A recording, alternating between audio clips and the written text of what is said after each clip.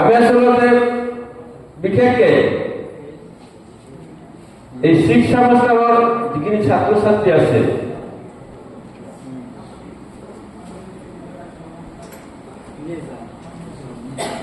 এই ছাত্রছাত্রীখিনি খুব মিস করি।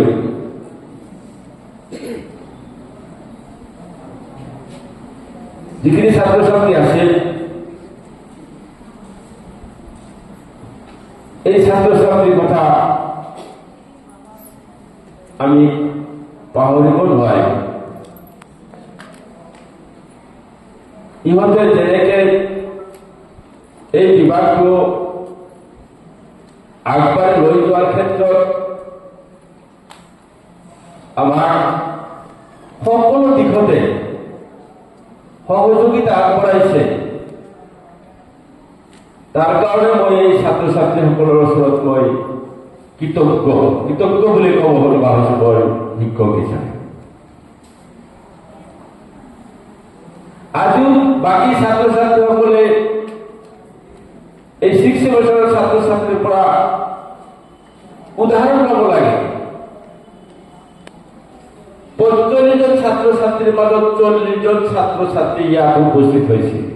5 জনমান ছাত্ৰ ছাত্ৰী কিবা বিপদত হোৱাৰ কাৰণে আহিব পৰা নাই। এইখিনি সিহঁতৰ মানে ডিচিপ্লিন।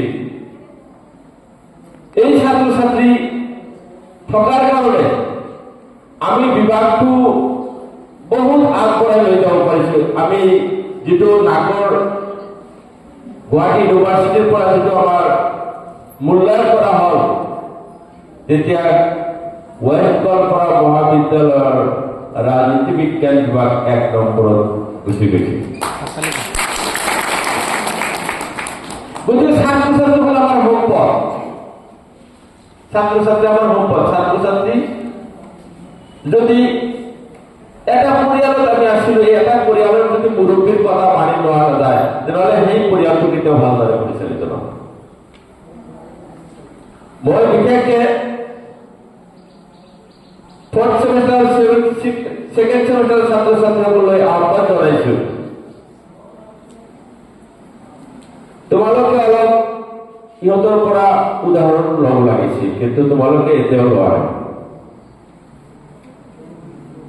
গতিকে 6th semester ছাত্ৰ ছাত্ৰীসকললৈ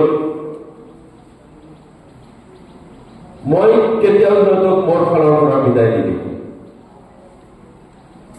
এই ছাত্ৰ ছাত্ৰীসকল মোৰ হৃদয়ত থাকিব। এই ছাত্ৰ ছাত্ৰীসকলক বিশেষকে লাষ্ট যিটো বছৰটো গ'ল, এই বছৰখিনিত ছাত্ৰ ছাত্ৰীসকলে যেনেকে এটা পৰিয়ালত তেনেকুৱা মিলা মিছাত নচলে, যিটো আমাৰ এই 6th semester ছাত্ৰ ছাত্ৰীসকলে আমাক দেখুৱাই থৈ গ'ল।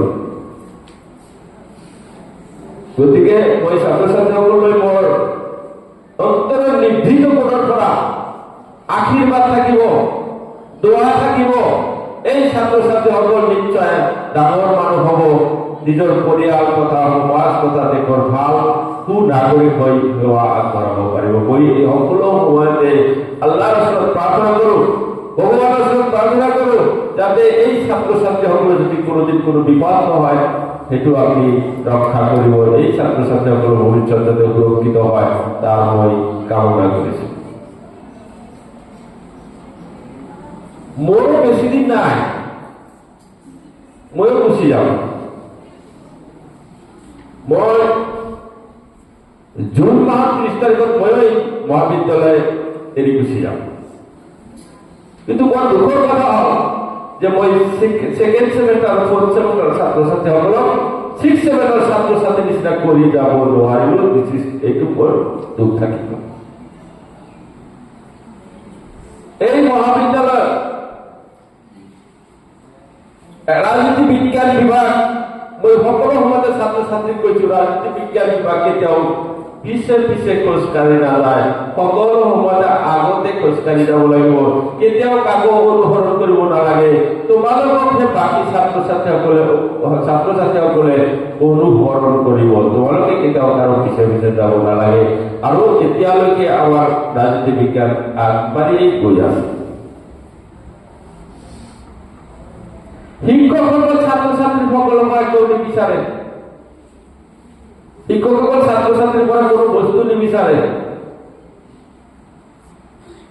যেতিয়া কৰবাত ঠাইত থাকিবা, এতিয়া গুৱাহাটীত আছা নাইবা গোৱালপাৰাত আছা, এজন শিক্ষক যেতিয়া পাবা, সেই শিক্ষকজনক যেতিয়া ছাৰ বুলি মাতিবা, তাতকে আৰু বেছি সন্মান শিক্ষকে নিবিচাৰে। কিন্তু দেখি যদি আকৌ ওলোটা ফালে গুচি যাওঁ, তেতিয়া তাতকে বেছি দুখত পাৰা একো নহব। গতিকে আমাৰ 9 জুন তাৰিখে আমাৰ হাফিজ ছাৰে কোৱা দৰে যিটো বিদায় দিয়া নহয়, 9 জুনত আমাৰ ৰাজনীতি বিজ্ঞান বিভাগৰ ফালৰ পৰা যিমান ছাত্ৰ ছাত্ৰী ৰাজনীতি বিজ্ঞান বিভাগৰ ফালৰ পৰা ওলাইছে, সকলো ছাত্ৰ ছাত্ৰীক আমি একত্ৰিত কৰাৰ কাৰণে চেষ্টা চলাই আছো। এইটো বিষয় আগত ৰাখিয়েই ইতিমধ্যে আমি সকলো যোজনা আৰম্ভ কৰি দিছো। আৰু আমাৰ ইয়াত তোমাৰ ময়ূৰ বৰা এজন বিশিষ্ট বুদ্ধিজীৱী অসমৰ ভিতৰত, তেখেতে ইয়াৰ মুখ্য অতিথিৰ আসন শুৱনি কৰিব বুলি ইতিমধ্যে আমাৰ কনচেপ্ট দিছে।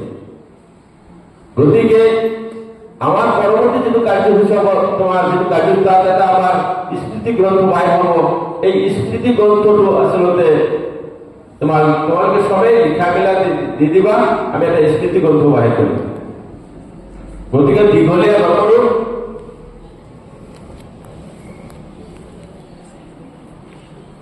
এই 6th সেমেষ্টাৰৰ ল'ৰা ছোৱালীখিনি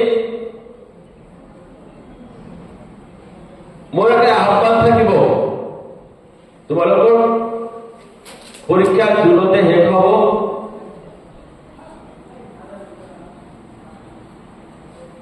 তোমালোকৰ লগতে যাতে ময়ো তোমালোকৰ লগত যাম। ময়ো জুন মাহৰ 30 তাৰিখ দেওবাৰ,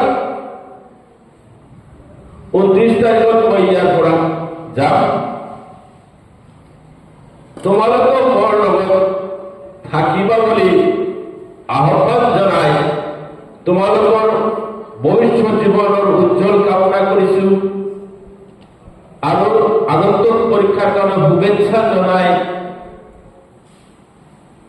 সকলোকে, আৰু যিবিলাক সেকেন্ড সেমেষ্টাৰ ফাৰ্ষ্ট সেমেষ্টাৰ ছাত্ৰ ছাত্ৰী যি অনুষ্ঠান কৰিছে, এই অনুষ্ঠানটো ধুনীয়াকৈ পৰিচালনা কৰাৰ কাৰণে সিহঁতলৈ ধন্যবাদ জনাই মোৰ চমু বক্তব্য ইমানতে সামৰিছো। ৱেষ্ট কলকাতা মহাবিদ্যালয় জিন্দাবাদ, ৰাজনীতি বিজ্ঞান বিভাগ জিন্দাবাদ।